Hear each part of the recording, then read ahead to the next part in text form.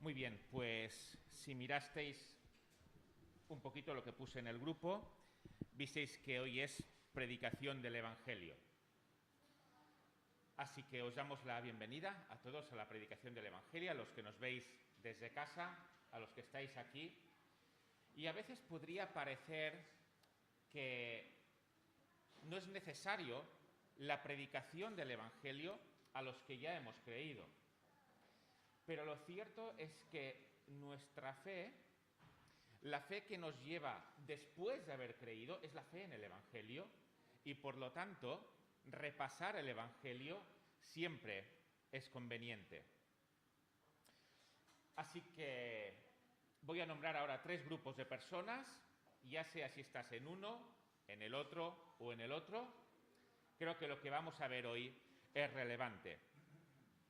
Pero antes te hago una pregunta. No sé si has escuchado la frase de que el cielo es un cuento de hadas para los que tienen miedo a la oscuridad. Quizá no has escuchado esta frase. Esta frase la dijo Stephen Hawking, pero lo que sí que has escuchado seguro es lo que hay detrás de esta frase. Y es que detrás de esta frase lo que hay es la creencia de que el cielo o el infierno es una cuestión para aquellas personas normalmente ya mayores de edad, que en España pensamos, pues mira, que son los que van a misa los domingos, y que son estas personas que quizás no tienen tampoco demasiada educación, pero que la creencia en el cielo y en el infierno les lleva a vivir mejor esta vida, a sobrepasar mejor los problemas de esta vida, y por eso es que les va bien esta creencia.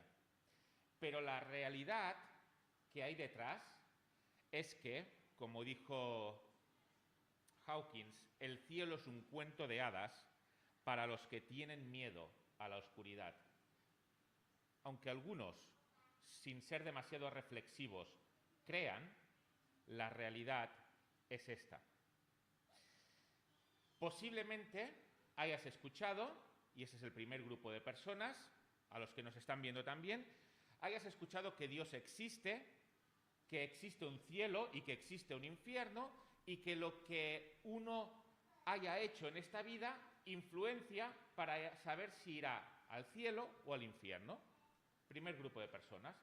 O segundo grupo de personas, quizás te han presentado el Evangelio de una forma más precisa y entonces te han dicho, mira, es que no nos salvamos por las obras que hagamos, sino que en realidad nos salvamos por nuestra fe en Jesucristo. Y lo has escuchado, pero de momento no has creído. O tercer grupo de personas, en el que creo que nos encontramos bastantes de los que están aquí, que es que hemos escuchado este mensaje y lo hemos creído. Y hemos creído en Cristo para salvación.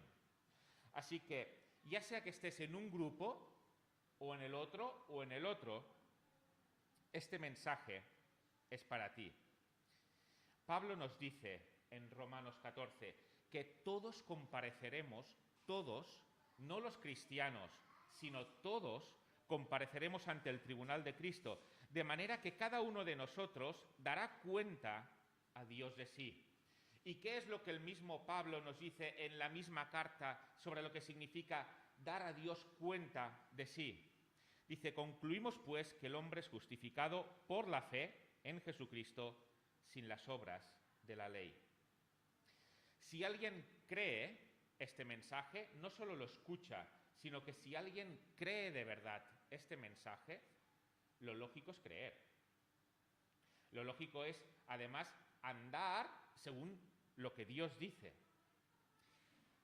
Si alguien no lo cree, el motivo por el cual no lo cree es que diga, es que no es cierto.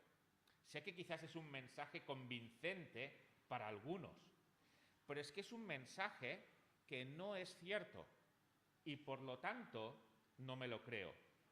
Es decir, que lo que hay detrás de esta frase de que el cielo es un cuento de hadas para los que tienen miedo a la oscuridad, Lo que hay detrás de esta frase, no es difícil de saber, es la incredulidad respecto al cielo y respecto al infierno.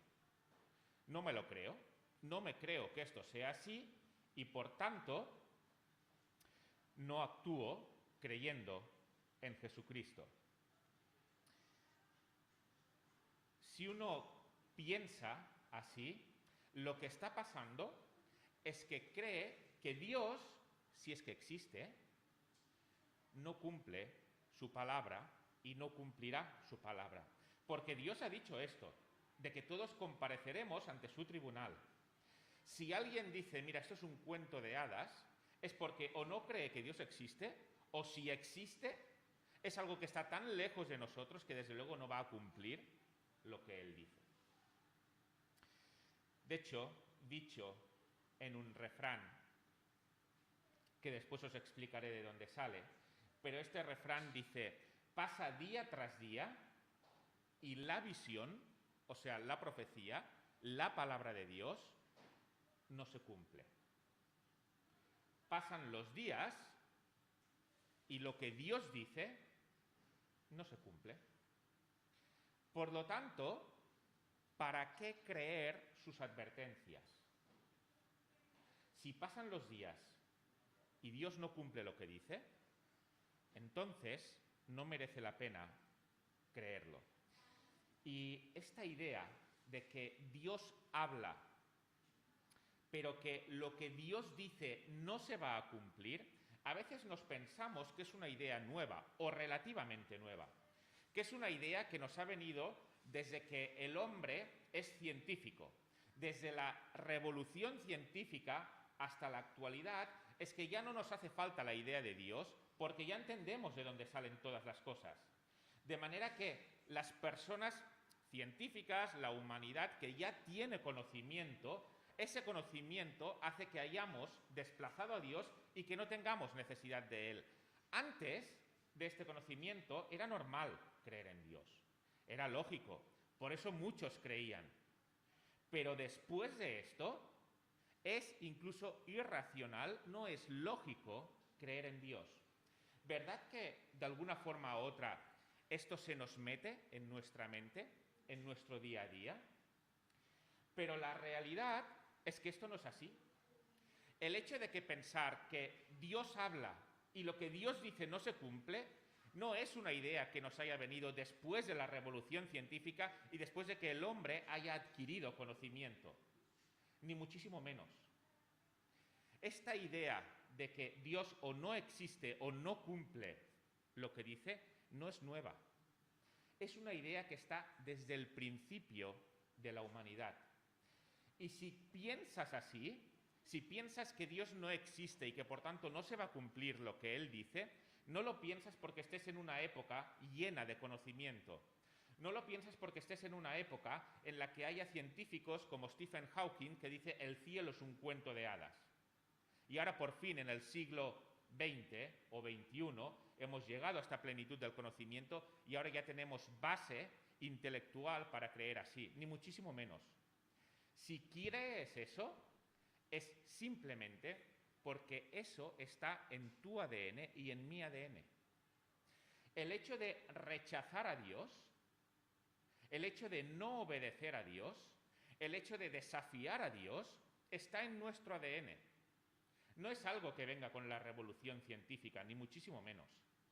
Es algo que está dentro nuestro, en nuestra naturaleza. Desde que el hombre es hombre, ha rechazado a Dios. No han hecho a falta los avances científicos para ello, sino que desde el principio todos hemos sido así. Todos hemos desafiado a Dios. Y en su momento yo también pensé así. Aunque conocía lo que la Biblia decía, mi pensamiento era, Dios no existe y por lo tanto no merece la pena creer. Pero después pensé, digo, bueno, esta es una afirmación seria que tiene consecuencias y antes de creerme esta afirmación por prejuicios, simplemente porque es lo que se me transmite en el instituto o porque es lo que se me transmite en la universidad, antes de creerme esto por prejuicios, deberé evaluarlo. Tendré que mirar si realmente esto es así o no es así. Porque si no, tan irracional es creer en Dios sin plantearse las cosas, como rechazarlo sin plantearlo. Las dos cosas están mal. Entonces, si quiero tomar una decisión con base, una decisión que me satisfaga no solo el corazón, sino también la mente, tendré que mirar las evidencias a qué lado están. Y entonces tomar una decisión. Y si yo quiero mirar estas evidencias del cielo, del hecho de que habrá un juicio, tal y como Pablo nos dice, y en este juicio se decidirá nuestro futuro eterno, una cosa que puedo hacer, no la única, pero una cosa que puedo hacer es mirar si hasta ahora las advertencias que Dios ha hecho de juicio se han cumplido. Si hasta ahora los juicios que Dios ha dicho que pasarían, las advertencias que Él ha dado, se han cumplido, pues puedo creer de una forma bastante lógica que en el futuro también pasará. Y si hasta ahora las advertencias que Dios ha dicho no se han cumplido, pues entonces tendría base para decir que en el futuro tampoco ocurrirá. Así que una forma, no la única, quizás no la mejor, pero una forma de evaluar si eso es cierto o no es cierto es decir, muy bien, Dios, vamos a ver si hasta ahora tú has cumplido las advertencias. Porque si hasta ahora has cumplido las advertencias, entonces tengo fundamento para creerme las que todavía no han llegado a su cumplimiento, pero que se cumplirán. Porque hasta ahora no has faltado a tu palabra, o sí, o has dicho cosas, no se han cumplido, y por lo tanto puedo creer que lo que has dicho hasta ahora no se va a cumplir. ¿Cuál es la situación? Veamos dos ejemplos para ello. En primer lugar, el Reino del Norte. Como sabéis, Israel fue fundado como nación. El primer rey fue Saúl, pero después de Salomón el reino se dividió en dos, en la parte del norte y en la parte del sur. La parte del norte, que era la que no tenía la dinastía de David, se fue corrompiendo relativamente rápido. Y hacían culto a becerros de oro, y entonces tuvieron profetas, entre ellos a Amós y Oseas, que les advirtieron, notemos aquí, advertencia de lo que estamos hablando, que les advirtieron que dejaran de hacer eso. Oye, dejadlo de hacer, porque si lo seguís haciendo, eso tendrá sus consecuencias para con Dios. Y vemos, por ejemplo, en Amós 7:11, no hace falta que lo busquéis, yo os lo iré leyendo porque serán bastantes textos. Dice, porque así ha dicho Amós, Jeroboam II, que es el rey que estaba en aquel momento, morirá a espada, e Israel será llevado a su tierra, de su tierra, en cautiverio. Vale. Israel será llevado de su tierra en cautiverio. Esto es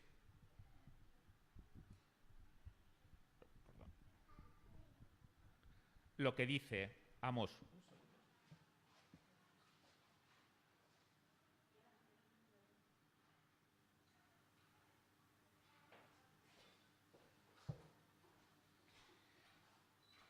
¿Cuál fue la respuesta que dio el pueblo, que dio el rey y que dieron los sacerdotes a esta advertencia de Amós?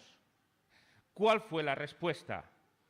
Pues Amasías, un sacerdote, dijo a Amós, vidente, vete, huye a tierra de Judá, de donde Amós era, y come allá tu pan y profetiza allá, y no profetices más en Betel, el reino del norte, donde estaba, porque es santuario del rey y capital del reino. Por lo tanto, Amós, que ni siquiera era profeta, pero profetiza esta destrucción, esta advertencia por parte de Dios, y la respuesta del pueblo de Dios es vete. Vete a tu tierra, porque esto no se va a cumplir. Pasan las décadas, ¿y qué es lo que ocurrió? Pues que Asiria llevó cautivo al reino del norte. El rey de Israel se oponía a eso. El máximo poder militar se oponía a eso. Incluso se oponían a ello los mismos religiosos, los sacerdotes, se oponían a ello. Y detrás de ello, todo el pueblo. Pero mira, no hay nada que pare lo que Dios ha dicho. No hay nada que lo pare. Aunque el rey lo quiera parar, aunque el poder religioso lo quiera parar, aunque todo el pueblo lo quiera parar, no hay nada que pare lo que Dios ha dicho. Y el reino del norte fue llevado cautivo por Asiria. Observamos el orden aquí, ¿verdad? Advertencia, posibilidad de rectificar, no rectifican y sufren las consecuencias. Y quizá estás pensando, bueno, pero tú me estás hablando de algo que está en la Biblia. Evidentemente, en la Biblia se confirma la existencia de Dios y se confirma que lo que Dios dice es cierto. Sí, es así. Pero esto puedes mirarlo no únicamente en la Biblia, sino que puedes mirarlo en las crónicas de Asiria. Y verás que realmente fue así. ¿Es casualidad que ocurriera de esta forma? Tal y como Dios había predicho décadas antes. Pues mirar, es bonito ver cómo Asiria, después de llevar cautivo el reino del norte y ver que está, como diríamos hoy en día, on fire, que está en racha, dice, oye, pues me llevo para adelante también al reino del sur. Ya puestos, me voy para abajo y me los llevo cautivos también. Pero ¿qué es lo que pasaba? Que Dios no había dicho eso al reino del sur, lo había dicho al reino del norte. ¿Y qué ocurre? Pues que Senaquerib, que era el rey de Asiria, dice, vamos a ir a por el reino del sur también, a por Judá. Y invade ciudades de Judá y llega a Jerusalén. Y cuando llega a Jerusalén, se encuentra a un rey piadoso, a Ezequías, se encuentra a uno de los mayores profetas que ha tenido Israel, a Isaías, se encuentra este tándem, un rey que respeta a Dios, que le obedece, que le teme a Dios y un profeta fiel. Eso es lo que Senaquerib se encuentra en Jerusalén. Y imaginémonos que Estados Unidos quiere invadir Puerto Rico, por decir algo así. ¿Alguien dudaría de que Estados Unidos, la mayor potencia militar actual, puede con alguien tan pequeño? Nadie lo dudaría. Estados Unidos puede. Pues aquí estamos hablando de la mayor potencia militar de la época, la mayor de todas, para una ciudad, para Jerusalén. Pero cuidado, es una ciudad que tiene un rey fiel y que tiene un profeta fiel y que tiene un pueblo fiel. ¿Y qué es lo que ocurre allí? Pues que va Senaquerib, quiere ir en su contra y vuelve a Asiria sin Jerusalén. Y me acuerdo hablando de esto con un historiador y decía, los historiadores no entienden aún hoy en día cómo es posible que Sennacherib no pudiera derrotar Jerusalén. La mayor potencia militar de la época contra una ciudad y no pudo, ¿cómo es eso? Es de esas cosas que no se entienden si no leemos la Biblia, claro. El juicio estaba profetizado para el reino del norte, no para el reino del sur, en aquel momento. Así que Sennacherib ya podía ir con todo su ejército e intentar tomar Jerusalén, que no pudo. Y a lo mejor me dices, bueno, esto lo dices tú porque lo dice la Biblia. Mira las crónicas de Sennacherib, míralas.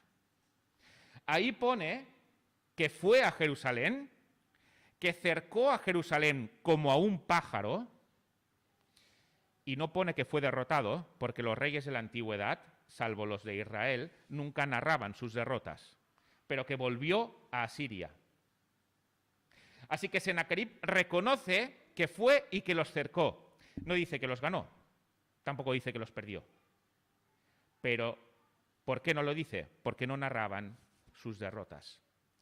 Pero no dice que los ganó, en cambio sí al reino del norte. Y si vas a Israel, puedes ir al túnel que hizo Ezequías con la inscripción para poder tener provisiones durante este asedio de Sennacherib.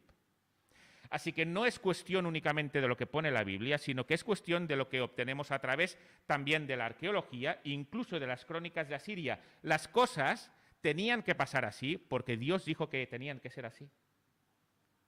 Aunque tuvieran la mayor potencia militar del mundo, no iban a poder, porque Dios había dicho que no. Segundo aspecto de juicio, el reino del sur. Ahora el reino del norte ya no está.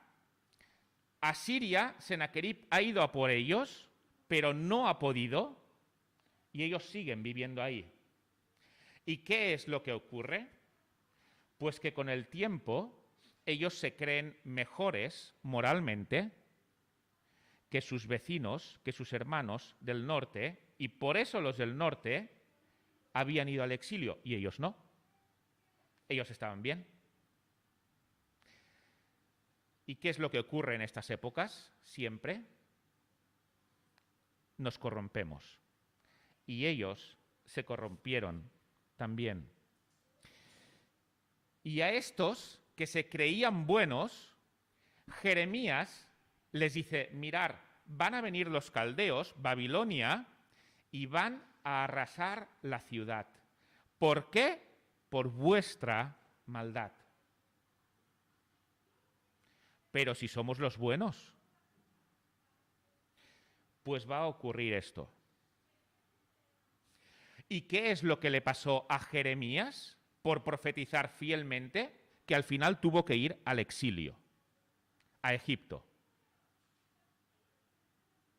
porque le perseguían en el propio Jerusalén, por decir la verdad.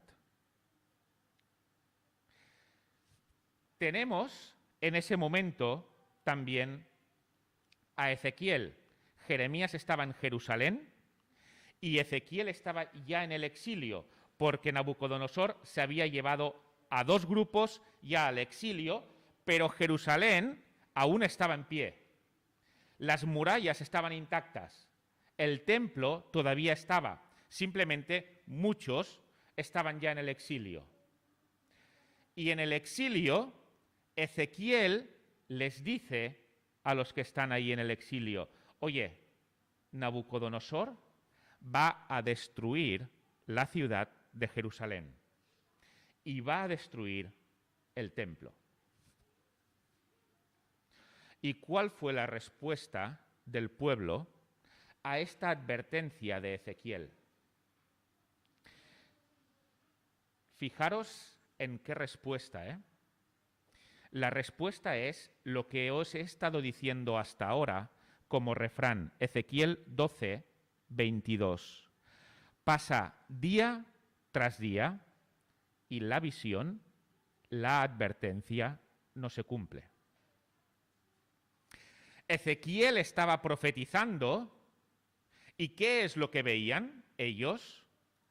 ¿O lo que sabían que estaba ocurriendo en Jerusalén? Que los muros de la ciudad permanecían intactos. Que el templo estaba en pie. Y Ezequiel estaba profetizando destrucción. Pero pasaba el tiempo, pasaban los años, y esto no se cumplía. Y al final, fijémonos qué fuerte, ¿eh? Esta frase de que pasa día tras día y la visión, la advertencia de Dios no se cumple, pasó a ser un refrán.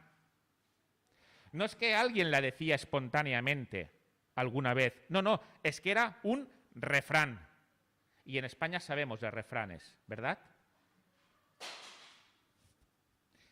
El refrán del propio pueblo de Dios era que pasa día tras día y la advertencia, la palabra de Dios, no se cumple. Dentro del propio pueblo de Dios. El pueblo ya había tenido profetas que advertían sobre esto. Pero el hecho de que los muros de Jerusalén y el templo estuvieran intactos hacía que el pueblo desconfiara de la palabra de Dios. No creían a su propio Dios. Es curioso que mientras Dios tarda en cumplir su palabra como un acto de misericordia para dar tiempo al arrepentimiento, en realidad, en este caso su pueblo, y en el caso actual todos los que no creen, toman este tiempo de misericordia como una prueba para decir lo que Dios dice no se cumple. Porque, ¿ves? No se está cumpliendo. Pasa día tras día y lo que Dios dice no se cumple.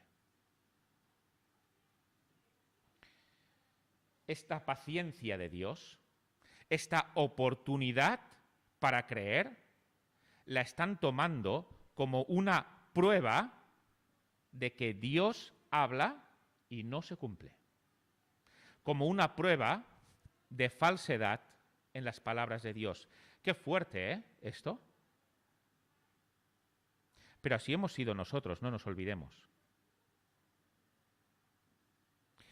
Observamos lo mismo aquí también, ¿verdad?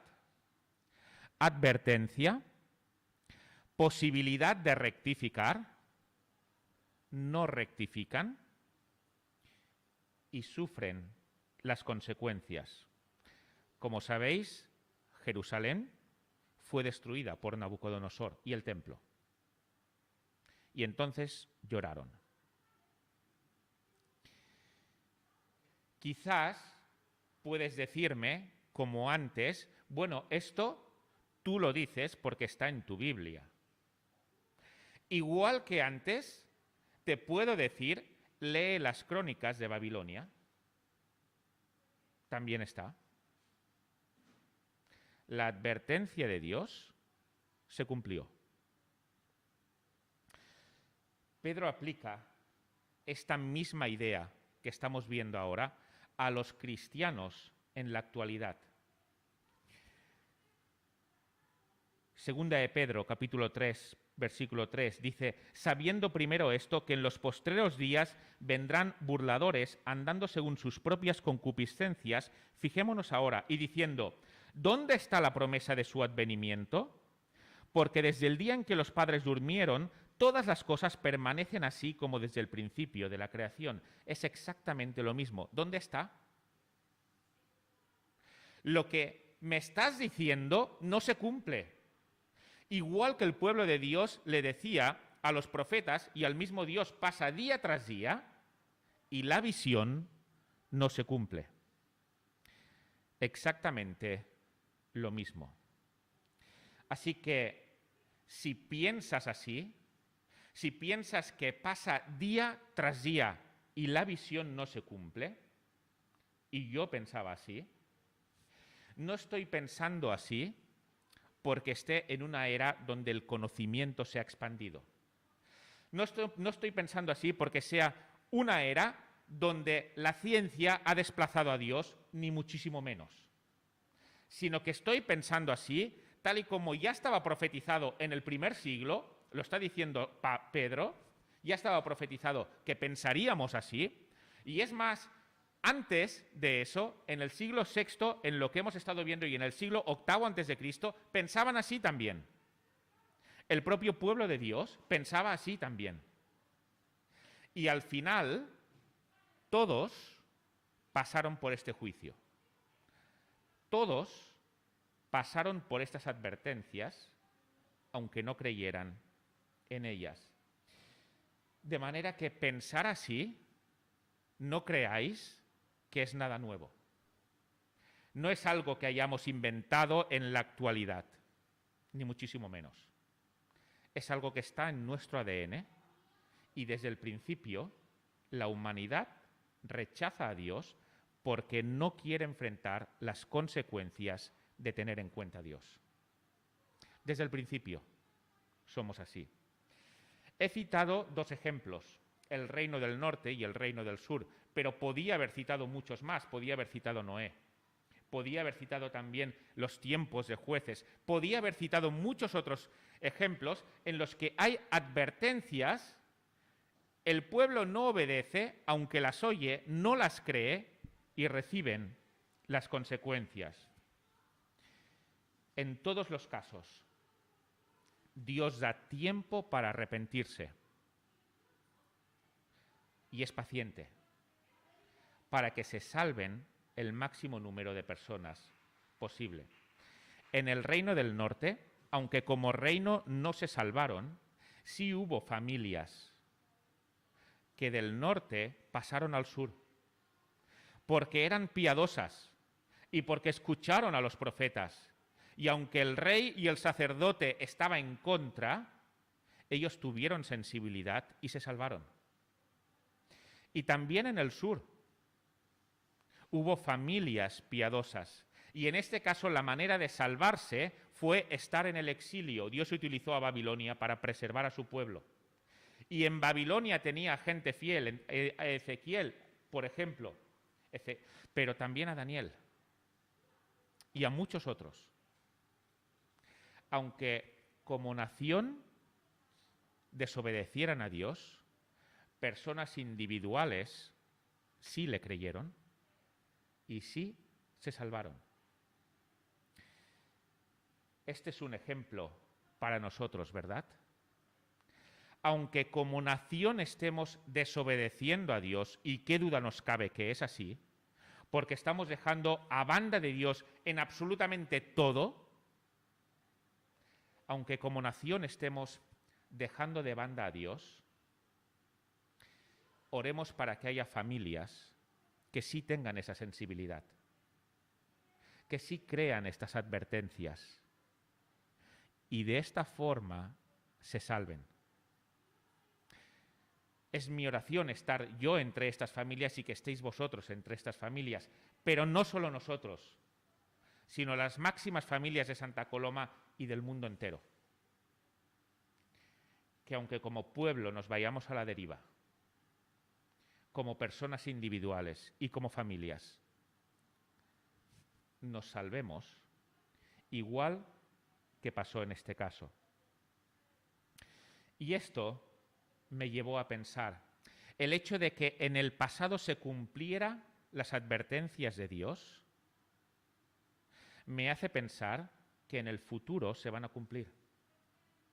Porque si hasta ahora no ha faltado nada de lo que Dios ha dicho, y repito, se puede comprobar históricamente, entonces no tengo motivos para creer que a partir de ahora no se va a cumplir. No los tengo de una forma coherente y de una forma lógica. Y en este sentido, ¿cuál es la advertencia que a nosotros nos da Dios? Al reino del norte le dijo que si no rectificaban, irían al exilio. y serían destruidos. Y así pasó. Al del sur igual, y así pasó. ¿Cuál es la advertencia para nosotros? Pues lo hemos visto al principio, ¿verdad? Todos compareceremos ante el tribunal de Cristo, todos.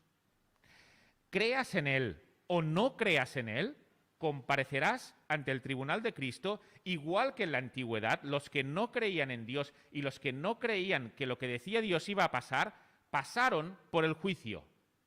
No importa si uno cree o no cree, lo que importa es lo que es verdad, y en este caso es verdad. Todos compareceremos ante este tribunal. Y la forma para ser apto en este tribunal es la fe en Cristo. Hemos visto en la alabanza, en la presidencia, un énfasis en el amor de Dios, ¿verdad? Ha sido así deliberadamente, porque yo estoy hablando de juicio todo el rato, hay que compensar la balanza de alguna forma. Pero lo cierto es que el amor de Dios tiene sentido después de conocer el juicio de Dios. Porque si no, Dios no me está librando de nada en especial. Como mucho, me estaría ofreciendo su amistad. Y yo tengo el derecho a decidir si quiero o no quiero. Pero delante de la realidad de una advertencia de juicio, entonces ya no es una cuestión de si yo quiero o no quiero tener la amistad de Dios y el amor que Él me ofrece. Es una cuestión de dónde quiero pasar la eternidad. Y entonces es cuando interviene el amor de Dios. Dios pone delante de nosotros su ley y nos dice, no dirás falso testimonio. ¿Has mentido alguna vez? Porque yo soy culpable de ello. No hurtarás. ¿Has robado alguna vez? No me refiero a un banco. Si no has cogido algo que no te pertenecía alguna vez, por pequeño que sea. Si es así, y yo sí que lo he hecho, soy culpable de ello.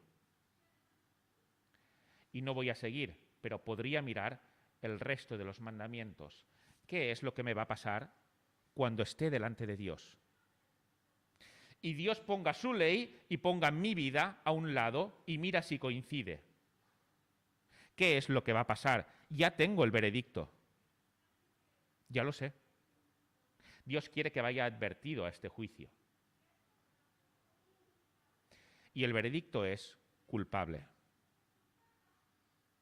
Porque has hecho cosas mal. Y vemos en esto que no es que Dios acepte a las buenas personas y no rechace a las malas personas. No es así. Es que Dios acepta únicamente a los perfectos. No a las buenas personas, sino a los perfectos. Nadie que se mire con un mínimo de sinceridad pensará que es perfecto. Nadie. Pero sí hubo quien lo fue, y este fue Jesucristo. Y este amor del que hemos estado hablando durante la alabanza y en la presidencia, es el amor que dice, he provisto una solución para ello, y esa solución está en Jesucristo. Fijémonos, le voy a leer un texto en Romanos 3, versículos del 22 al 26. Lo que pasa es que lo leo en una traducción que probablemente no sea la que tengáis aquí, es traducción en lenguaje actual.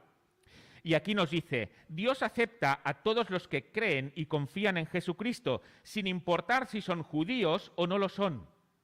Todos hemos pecado y por eso estamos lejos de Dios, pero Él nos ama mucho y nos declara inocentes sin pedirnos nada a cambio, por medio de Jesús. Nos ha librado del castigo que merecían nuestros pecados.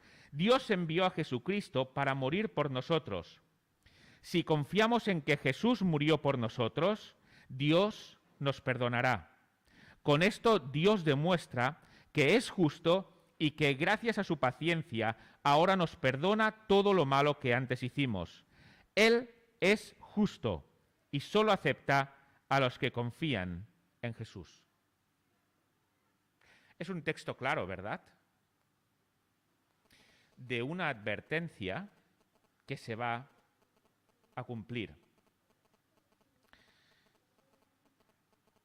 Si sigues citando este refrán de que pasa día tras día la visión, la profecía, y no se cumple,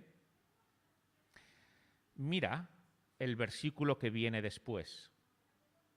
Porque en el versículo que viene después dice, así ha dicho Yahvé, haré cesar ese refrán, y no será más proferido en Israel, sino que les dirás, se aproxima el día y el cumplimiento de toda visión. Ya podéis tener esto como refrán durante décadas, incluso durante más de un siglo. Ya podéis tener este refrán, que se aproxima el día en que haré que este refrán termine. ¿Por qué? Porque se aproxima el cumplimiento de esta visión. Y llegó. Esto no es lo que Dios quería. Fijémonos que el mismo libro de Ezequiel, el mismo profeta nos dice, porque no quiero la muerte del que muera, dice Jehová el Señor. Convertíos y viviréis. Este es el deseo de Dios. No quiero la muerte del que muere. Convertíos y viviréis. Pero si sigues con este refrán, que sepas que este refrán lo haré callar.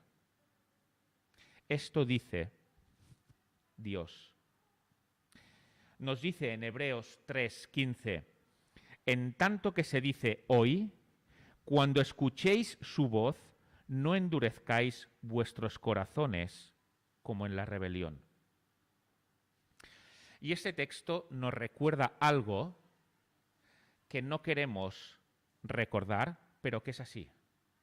Y es que habrá un día en el cual no diremos hoy.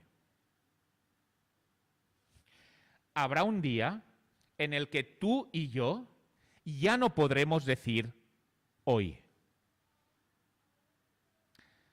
Y Dios dice, no endurezcáis vuestros corazones. Antes de que no puedas decir hoy, no endurezcas tu corazón. ¿Y a qué se refiere el autor a los hebreos cuando dice no endurezcáis vuestros corazones? Pues lo vemos unos versículos más abajo, he leído en el 3:15, podemos leer en el 3:19 que endurecer el corazón es incredulidad, no creer. Esto es lo que es endurecer el corazón. Pero ¿qué es lo que quiere Dios para nosotros?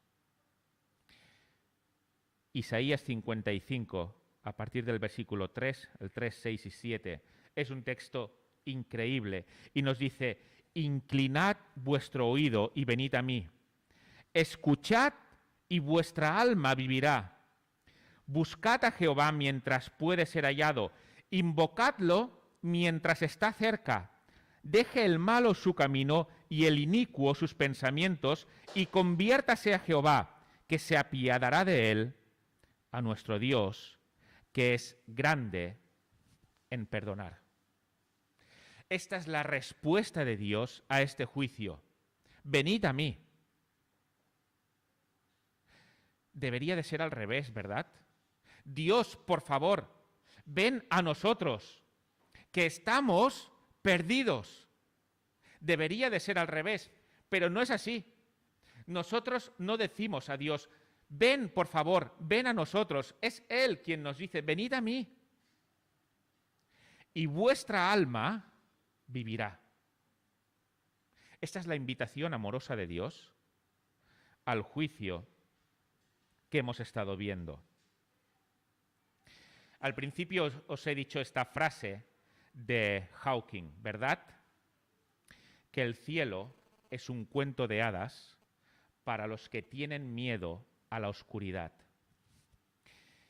John C. Lennox, un apologeta cristiano contemporáneo, catedrático también en Oxford, le respondió: el ateísmo es un cuento de hadas para los que tienen miedo a la luz. Y esta es la respuesta, creo, perfecta a esta frase. El ateísmo es el cuento de hadas perfecto para aquellos que no quieren la luz porque no quieren que sus obras sean expuestas a la luz. El ateísmo es perfecto para vivir pensando que no tenemos que dar cuentas a nadie de nuestra vida. Es un cuento de hadas perfecto para intentar tranquilizar nuestra conciencia. Es un cuento de hadas perfecto para que si hemos hecho algo mal, lo podamos ocultar durante toda la vida porque jamás va a salir a la luz. Es perfecto para ello. Y Lennox se lo dijo así: el ateísmo es un cuento de hadas perfecto para los que tienen miedo a la luz. Pero mira, Dios, que es grande en misericordia,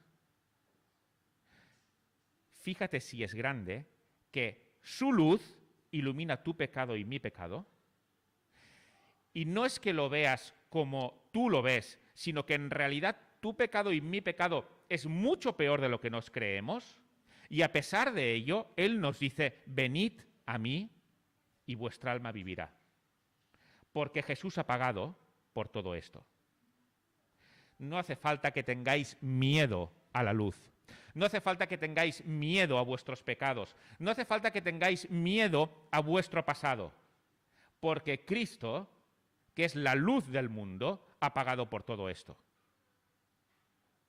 Esta es la respuesta de Dios a ello. ¿Qué es lo que tú vas a responder y qué es lo que yo voy a responder? Solo hay una respuesta lógica si creemos todo esto. Y es el hecho de acercarse a Dios, de pedir perdón a Dios y de saltar de alabanza, porque a partir de entonces vamos a estar con Él eternamente. Y ya no le tengo miedo a la luz, porque esa luz la veo a través de la cruz de Cristo. Y entonces puedo estar eternamente con Él. Pues que Dios nos guíe y toque nuestro corazón y toque nuestra mente para que seamos como estas familias piadosas que obedecieron a la advertencia y se salvaron. Que Él nos ayude. Pues vamos a terminar con una oración. Padre, gracias porque tú eres la combinación perfecta de todo. Tú nos amas por encima de todo porque no tenemos nada digno, pero nos has llamado. Y te pedimos que tu Espíritu toque los corazones de todos los que estamos aquí, de cualquier persona que nos esté escuchando en cualquier momento, en cualquier lugar. Y que viva para siempre. En tu presencia, por tu gran amor. Muchas gracias. En el nombre de tu Hijo. Amén. Muy bien, pues quedamos despedidos.